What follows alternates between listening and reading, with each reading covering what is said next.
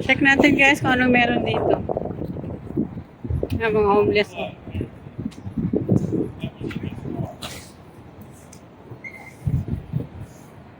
Lapat eh.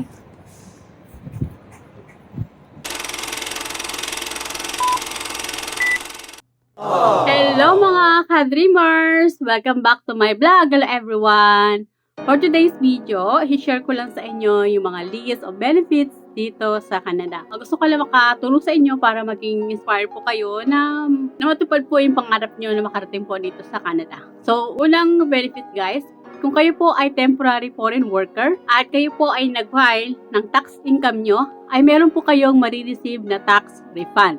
Okay, yes po, meron po kayong marireceive na tax refund dito sa Canada basta kayo ay nag-file ng income tax return nyo. Meron kayong makukuha yun sa tax refund, meron kayong marireceive niyan. Meron kayong makukuha din na carbon rebate tax, okay? Meron din po kayong GST. At kung kayo po ay nagre-rent, pwede nyo rin po i-declare yan at meron kayong marireceive na trillium tax. Dahil ako ay hindi po ako nagbabayad ng rent, hindi po ako eligible na makareceive ng trillium. So, ulitin ko guys, yung mga benefits nyo kapag kayo ay taxpayer dito sa Canada, yung tax income nyo, meron kayong makukuha. Meron kayo din makukuha ang carbon rebate tax, and then GST, saka yung trillium kung kayo po ay nagre-rent. Unang benefits pa lang guys. Second benefits, kung kayo po ay may anak dito sa Canada at nakapag-stay na po o nakapag-work na po kayo within 18 months, ay eligible na po kayo na makakuha ng child benefits dito sa Canada. Kahit po ilan yung anak nyo, ay pwede po kayong makakuha ng child benefits. Basta po, kayo po ay taxpayer at hindi po kayo nagka-problema sa pagtatax nyo. Kailangan updated yung tax return nyo. Kasi yan po ang kagandahan kapag taxpayer kayo dito sa Canada, ay meron po kayo makukuhang child benefits. Yan yung second benefit dito sa Canada. Third, kung kayo po ay nasa Ontario, tulad ko po ay nasa Ontario ko, so, meron po akong OHIP. Yan po yung health card. So, Ontario health card po. So, kapag meron po kayong OHIP card or health card, ay libre po kayong magpa-check up sa mga doktor dito sa Canada. Kung kayo man po ay magkasakit, ay wala po kayong gagastusin. Kasi po ay covered kayo ng OHIP. Kung saan man kayo, Ontario, ay meron pong kanya-kanyang health card. Tapos, kung kayo po ay manganganak dito sa Canada, mga cesarean man kayo o normal, ay wala po kayong gagastusin. Fourth benefit. Kung kayo po ay naka-maternity leave within 18 months po, ay meron po kayong makukuhang benefits dito sa Canada. Yan po yung tinatawag na employment insurance. Diyan po na-cover yung maternity leave. Meron kayong makukuha allowance every month within 18 months. And the fifth one, kung kayo po ay temporary foreign worker, ay pwede nyo na pong kuhanin yung mga pamilya nyo. Kung kayo po ay skilled worker, after 3 months, or meron kayong 3 pay stub, ay pwede nyo na pong isponsoran yung family nyo. Kayo po ay nasa skilled category, 3 pay stub lang po, ay pwede nyo na pong sponsoran yung asawa nyo at saka mga anak nyo. Dahil ako po ay category low skill, ay hindi pa po ako eligible na makapag-sponsor ng family. So, depende po yan sa skill nyo. Tulad ko, nasa low skill ako, low skill category, pwede ko naman silang makuha for tourist visa or visitors visa. Okay? Pwede ko po silang kuhanin kasi po naka-work permit naman ako. So, ibig sabihin, pwede ko silang masustentuhan dito sa Canada na hindi mag-aalala ang government dito sa Canada na magiging burden sila dito. So, pag meron kayong enough funds, kahit kayo ay mga low-skilled at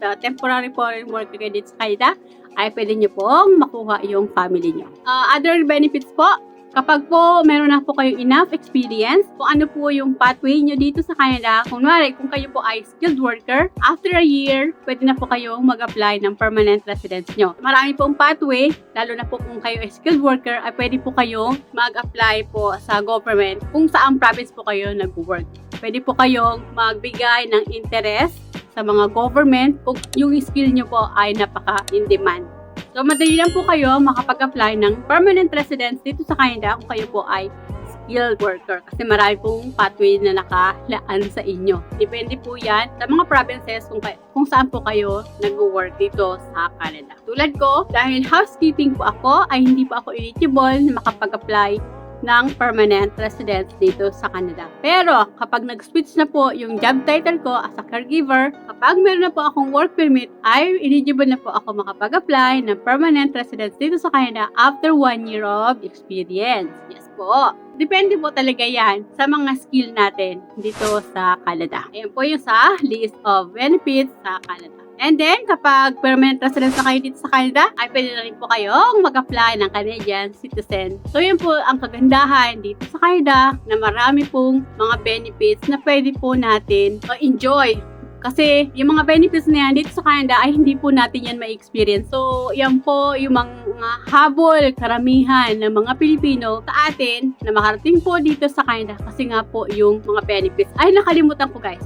May pahabol ako na ang mga anak niyo po ay libre sa pag-aaral dito sa Canada. Isa sa mga list of benefits na pwede po mag-aral ng mga bata na libre hanggang high school. So, kapag college na po sila, ay hindi na po sila libre. So, magbabayad na po sila ng tuition. Pero kung kayo po ay permanent residence na dito sa Canada, yung tuition po ng mga bata, convert po sa local tuition. So, ibig sabihin, kung 17,000 for international student, yung tuition ay magle-less na po yan kasi nga po, permanent residence na kayo dito sa Canada. Diba ang ganda guys? Ang ganda ng mga benefits dito sa Canada. Ulitin ko, yung tax income nyo, yan yung mga benefits. Meron kayong makukuha, hindi lang isa, kundi maraming benefits sa tax na makukuha. Then, OHIP, dito sa Ontario ay OHIP, ay free po yung medical dito. So, wala kayong problemahin, hindi kayo mamumulubi sa pagpapagamot kasi nga po ay cover po kayo ng government. Pwede lang po sakit nyo. Kung wala po kayong insurance at mga visitors visa kayo dito or tourist visa, mahirap po magkaroon ng sakit kasi nga po mahal po magkasakit dito at mahal po makonfine.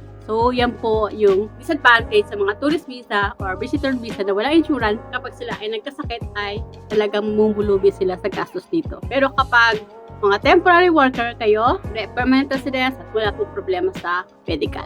Ano pa yung mga benefits? Free education ng mga bata. May child benefits din yung mga bata. At saka, pwede kayong mag-sponsor ng family nyo kahit anong status nyo po dito sa Canada. As long as na meron kayo enough funds or mas maganda kung permanent residence na kayo dito kasi mas madali na kayo makapag-invite ng family. Hindi lang po yung family nyo like asawa at mga anak. Pwede nyo din po i-sponsor yung mga parents nyo saka mga extended family nyo like mga sisters, pamangkin, na pwede po pumunta dito sa Canada. Wala na pong problema niya kasi permanent residence na kayo dito sa Canada. Kapag PR na po kayo, permanent residence na kayo dito sa Canada, ay pwede na po kayong bumili ng bahay nyo kung saan mang province kayo nag-stay sa Canada. Allowed na po kayong bumili ng bahay basta kaya nyo pong bayaran at makapag-down payment po kayo sa Canada. Dati ay nagkaroon ng rules na ang mga temporary foreign worker ay pwede na pong bumili ng bahay kahit kayo ay visitors visa o tourist visa. Basta meron kayo enough fund, ay pwede na po kayo bumili ng bahay. Pero tinanggal na po yun. Dalis na po yung rules na yun kasi nga po nagkakaroon ng home crisis dito sa Canada. Ayan guys, yung mga benefits dito sa Canada. Kaya karamihan po sa mga Pilipino, kahit po magaganda na po yung status nila sa Pilipinas, nagsumasahod ng mga 6 digits at okay yung mga posisyon nila dyan sa Pilipinas, ay mas gusto nila makakapag-work dito sa Canada, mag-stay dito sa Canada kasi nga yung mga benefits dito sa Canada ay marami. Sobrang talagang mararamdaman mo yung benefits dito sa Canada. Mahal yung tax, pero sulit naman. Kasi hindi lang po yung mga worker ang nakikinabang, kundi pati na rin po yung mga anak ay mga meron pong allowance dito sa Canada. Yun guys, na-share ko lang sa inyo yung mga list of benefits sa Canada para po ma-inspire kayo. Kung kayo po ay nangangarap na makarating po dito sa Canada, push nyo lang guys at sabayan nyo ng dasal at makakarating din po kayo dito sa Canada. So good luck po! Yun lang, na-share ko sa inyo yung mga list of benefits dito sa Canada. So guys, if you find my video helpful, please pakisubscribe naman po and do like and share na rin po kung nagustuhan nyo po yung mga video ko at nakakatulong po sa inyo. Please pakiklik naman po yung bell notification para ma-notify po kayo sa mga bago kong video. So good luck po! See you here! Thank you for watching. Bye! God bless us all!